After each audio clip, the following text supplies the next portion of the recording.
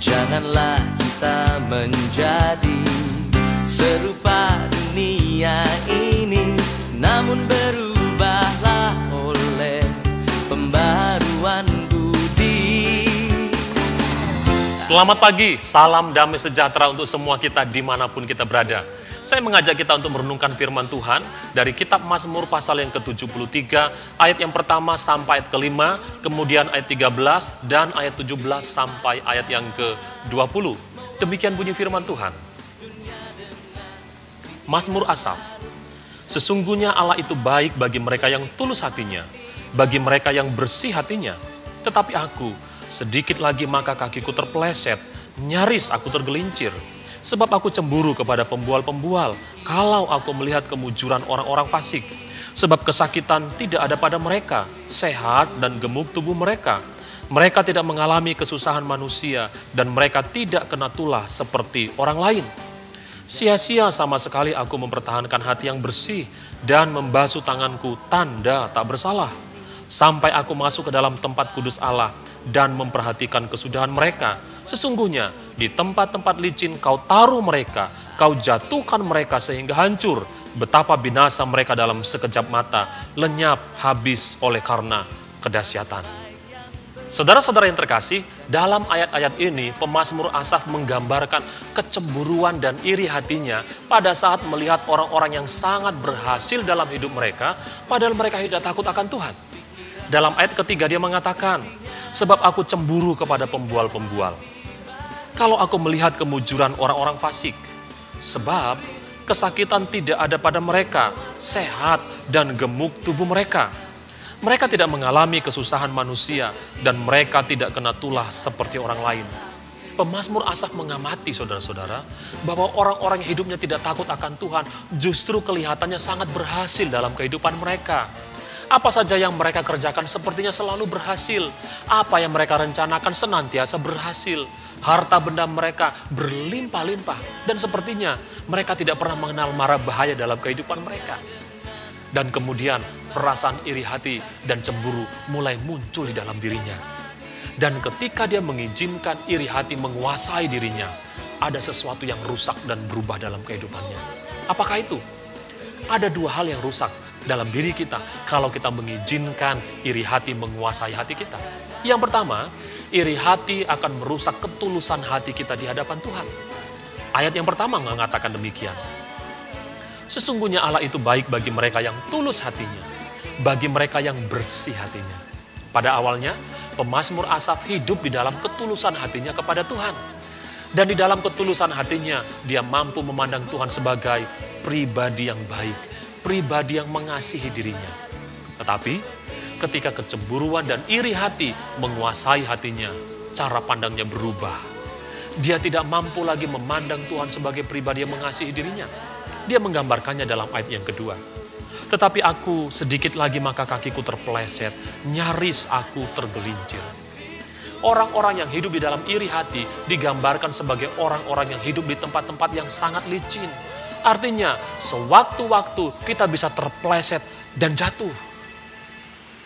Kita harus mengakui dengan jujur, kecenderungan manusia ketika melihat orang lain lebih berhasil dari dirinya, maka mulai muncul perasaan tidak suka.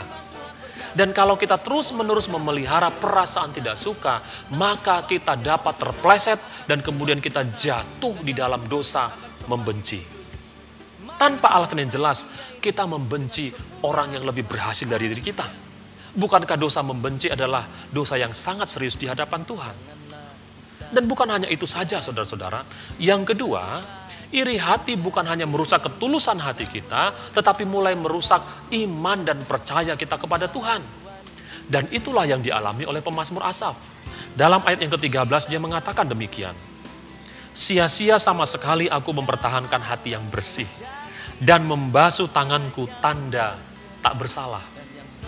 Di dalam kecemburuannya, pemazmur Asaf mulai merasakan bahwa semua praktek kesalahan hidup yang dia praktekkan selama ini adalah sia-sia. Semua prinsip hidup di dalam kebenaran firman Tuhan kelihatannya sia-sia.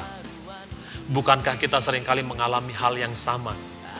Setiap kali kita melihat orang lain lebih berhasil dari kita mulai bertanya-tanya dan kemudian kita meragukan iman dan percaya kita kepada Tuhan. Sepertinya semua praktek kesalahan hidup yang kita lakukan adalah sia-sia. Sepertinya sia-sia kita tetap taat di dalam melakukan prinsip kebenaran firman Tuhan. Karena pada faktanya orang lain lebih berhasil daripada kehidupan kita. Benarkah Tuhan memperhatikan kehidupan kita? Benarkah Tuhan sanggup memberkati kita seperti Tuhan memberkati orang lain? Benarkah kalau kita mengikuti Tuhan dengan setia, maka kelimpahan kehidupan dan keberhasilan hidup akan menjadi milik kita? Kita bertanya-tanya dan mulai meragukan iman dan percaya kita kepada Tuhan. Kita tidak punya pilihan selain membuang iri hati dari dalam diri kita. Pemazmur Asaf menyadari bahwa hanya dengan mengubah cara pandangnya lah, maka dia mampu membuang iri hati dan kebencian dari dalam dirinya. Pertanyaannya, bagaimana caranya pemazmur Asaf mengubah cara pandangnya? Sangat menarik sekali. Kuncinya terdapat di dalam ayat ke-17. Di sana dikatakan demikian. Sampai aku masuk ke dalam tempat kudus Allah dan memperhatikan kesudahan mereka. Apakah yang dimaksud dengan tempat kudus Allah? Tempat kudus Allah bukan hanya menggambarkan kemah pertemuan di Yerusalem, tetapi juga menggambarkan persekutuan yang akrab dengan Tuhan. Pemazmur Asaf menyadari hanya pada waktu dia membangun persekutuan yang akrab dengan Tuhan, ketika dia masuk di dalam hadirat Tuhan, dekat dengan Tuhan, maka Tuhan mengubah cara pandangnya. Sekarang dia melihat keberhasilan orang-orang yang tidak takut akan Tuhan bukan lagi sebagai keberhasilan, tetapi sebaliknya justru sebagai kemalangan. Dalam ayat yang ke-18 dikatakan demikian. Sesungguhnya di tempat-tempat licin kau taruh mereka, kau jatuhkan mereka sehingga hancur. Keberhasilan kehidupan daripada orang-orang yang hidupnya tidak takut akan Tuhan sebenarnya adalah kemalangan. Mengapa? Karena dengan cara hidup mereka yang jahat dan menentang Tuhan, akhir hidup mereka adalah mati di dalam kebinasaan. Dan apakah gunanya kita memperoleh semua keberhasilan jikalau kita hidup tidak berkenan ke hadapan Tuhan? Itu sebabnya betapa pentingnya kita memiliki persekutuan yang akrab dengan Tuhan. Buang iri dengan cara membangun diri, yaitu membangun diri kita di dalam persekutuan yang akrab dengan Tuhan.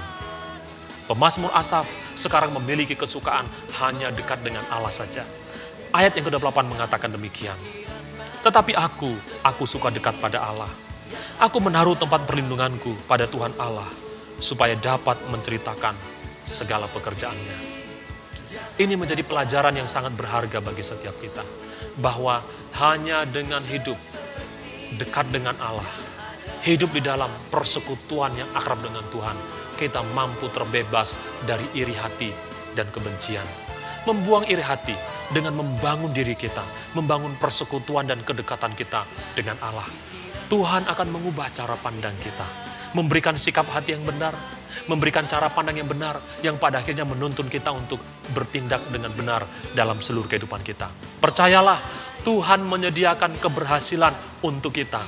Tuhan menyediakan kesuksesan kehidupan di dalam diri kita. Dan apa yang Tuhan berikan sangat berbeda dengan dunia yang bisa berikan ke dalam kehidupan setiap kita. Oleh karena itu pagi hari ini, sebelum kita melakukan segala aktivitas kita, mari kita menyadari bahwa hanya hidup dekat dengan Tuhan, hanya dengan hidup di dalam hadirat Tuhan, kita akan memiliki cara pandang hidup yang baru, dan hidup kita akan terbebas dari iri hati dan kecemburuan. Tuhan memberkati setiap kita. Mari kita berjalan bersama dengan Tuhan di dalam hubungan yang akrab dengan Dia.